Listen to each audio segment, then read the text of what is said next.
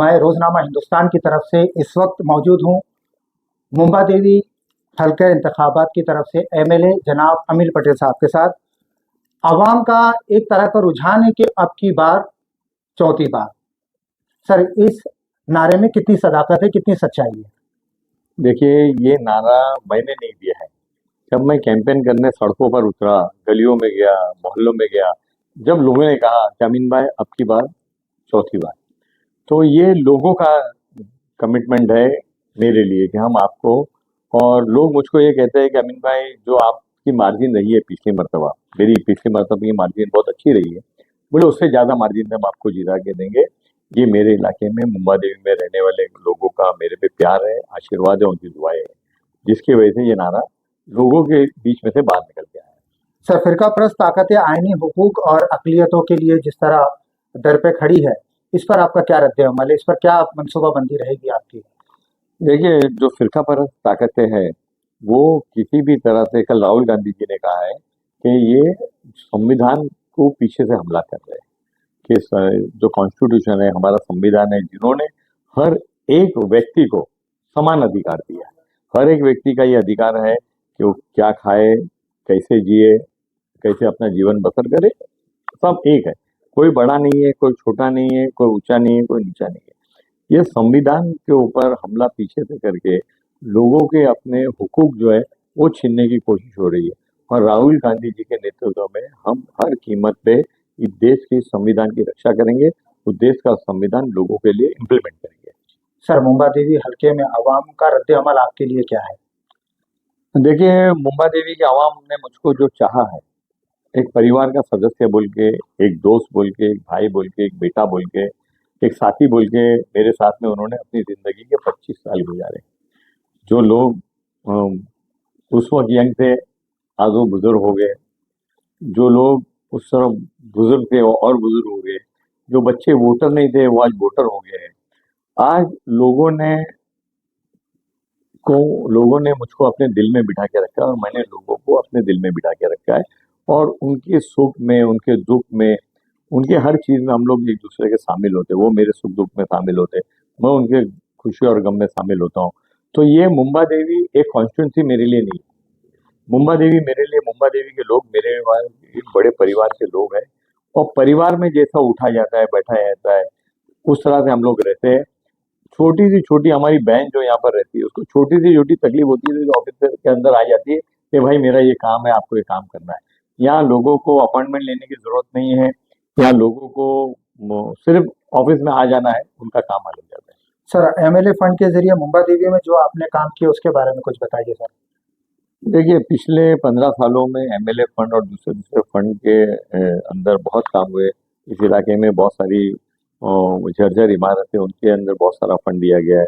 बहुत सारा fund government से लाकर इस बिल्डिंगों को रिपेयर किया गया है। और एमएलए फंड तो एक बहुत, एमएलए के काम का एक छोटा सा हिस्सा होता है। मैंने बहुत सारे चेंजेस कराए, हाउसिंग रूल जो है उसके अंदर बहुत सारे चेंजेस कराए ताकि बिल्डिंग का क्लस्टर डेवलपमेंट हो। नए हॉस्पिटल यहाँ पर बनवाए हैं। स्कूलों के अंदर इंग्लिश मीडियम की स्कूल चालू करके 3,000 बच्चों को हर साल फ्री, पब्लिक प्राइवेट पार्टनरशिप में आयशाबाई ट्रस्ट के साथ में मिल करके 3,000 बच्चों को इंग्लिश मीडियम के अंदर बेहतरीन एजुकेशन, जो उनको कॉन्वेंट स्कूलों में एजुकेशन मिलता है, उस तरह का एजुकेशन यहाँ दिया गया है। यहाँ जो हमारे जेआर स्कूल की बच्ची है, पिछले साल उसने एसएससी के अंदर टॉप किया, 88% मार्क्स लाके अपने जिंदगी के अंदर अच्छी कॉलेज में उसको एडमिशन मिला है। तो इस तरह का एजुकेशन को जो काम है वो हम कर रहे हैं।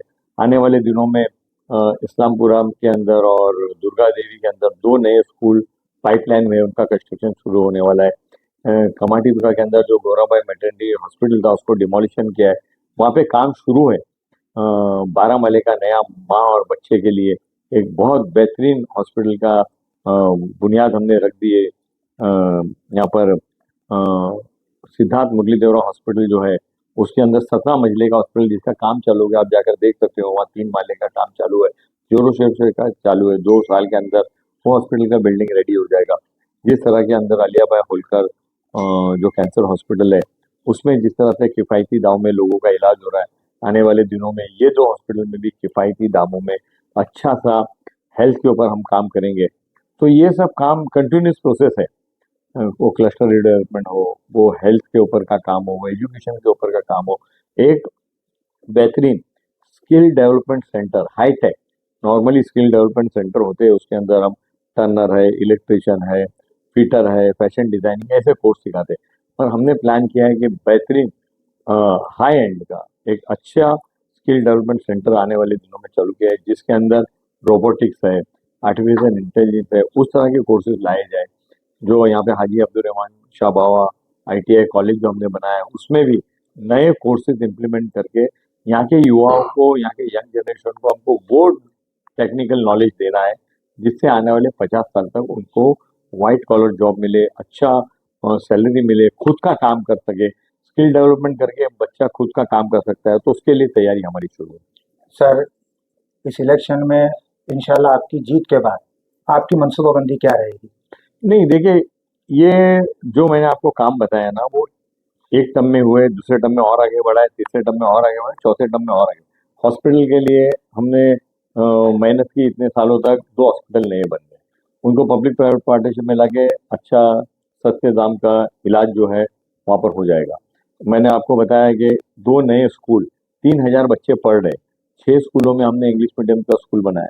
इसको इस बार जो है इस टर्म में वो 6 स्कूल को हम 12 स्कूल करने जा रहे हैं कि 12 स्कूल में इंग्लिश मीडियम फ्री में बिल्कुल पढ़ाया जाएगा कि बच्चा किंडरगार्टन में एडमिशन लेगा, 10वीं तक उनके वालिदैन को, उनके माँ बाप को 1 रुपया खर्चा नहीं होगा।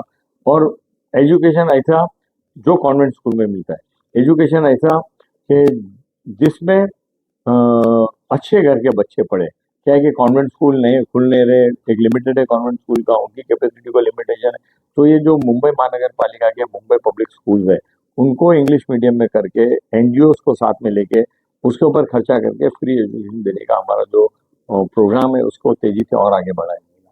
हम वो काम करना चाहते हैं जिससे लोगों को एजुकेशन में फायदा हो, जिसको सस्ते दर में उनका इलाज हो, अच्छे किफायती घर मिले। तो आपका बराह रास्त मुकाबला किससे? देखिए, ऐसा है कि पिछले कई इलेक्शन में देखा गया है कि हमारे सामने के जो भी कैंडिडेट आते हैं, हम उनके साथ में बहुत सॉफ्ट और बहुत पोलाइट इलेक्शन लड़ते हैं। लोग मुझको कहते हैं कि आप एग्रेसिव नहीं होते हो। मुझको यहाँ पर मेरे सामने के जो उम्मीदवार है उनके साथ में 15 दिन का ये मुकाबला है। मुझको और मेरे लोगों को पूरा भरोसा है कि ये सीट कांग्रेस जीतेगी, ये सीट यहाँ की आवाम जीतेगी, ये सीट यहाँ से अमीन पटेल जीतेगा। तो मेरे सामने कोई भी कैंडिडेट अगर जब भी आता है तो मैं उसको अपना दुश्मन नहीं मानते, क्योंकि पॉलिटिक्स है, हम जमहूरियत में रहते हैं। जमहूरियत में इलेक्शन लेना सबका हक है और हर आदमी आके यहाँ पे इलेक्शन लड़ सकता है, हर बहन आके यहाँ पे इलेक्शन लड़ सकती है। वेलकम है, आप इलेक्शन लड़िए, मगर नतीजा जो है वो आवाम तय करती है और आवाम ने अपना नुमाइंदा चुन लिया है। पर आने जाने वाले दिनों में आवाम का नुमाइंदा फिर से नुमाइंदगी करेगा। इसलिए मैं अपने सामने जो भी कैंडिडेट होगा वो उसको रिस्पेक्ट करता हूँ और इलेक्शन लड़ने का हर एक को अधिकार है। तो ये थे आवाम के मोहसिन, आवाम के खिदमतगार, इज्जतमाब जनाब अमील पटेल साहब, जिन्होंने अपनी सदाकत के साथ, मैं एक शेर अर्ज करूँगा कि हमने जो कह दिया वही सदाकत है, हमारे मुंह में तुम्हारी ज़ुबान थोड़ी है। तो सर ने बड़ी बेबाकी से हमारे हिंदुस्तान चैनल की तरफ से अपनी कारगुजारी के बारे में, अपने काम के बारे में, अपने मुस्तकबिल के प्लान के बारे में बड़ी बेबाकी से जवाब दिया। इसी तरीके से खबरों के सिलसिले में जुड़े रहिए। उसी के लिए हमारे लिए जय हिंद, जय महाराष्ट्र। मैं शायर नहीं हूँ और बहुत कम शेर पढ़ता हूँ, मगर लोगों ने जो मुझको ताकत दी है, तो आज मैं अपने लोगों के नाम एक शेर नजर करना चाहता हूँ कि मैं गिरा न मेरे उम्मीदों के मीनार गिरे, न मैं गिरा न मेरे उम्मीदों के मीनार गिरे, मुझको गिराने वाले हर बार गिरे। वाह वाह, क्या बात।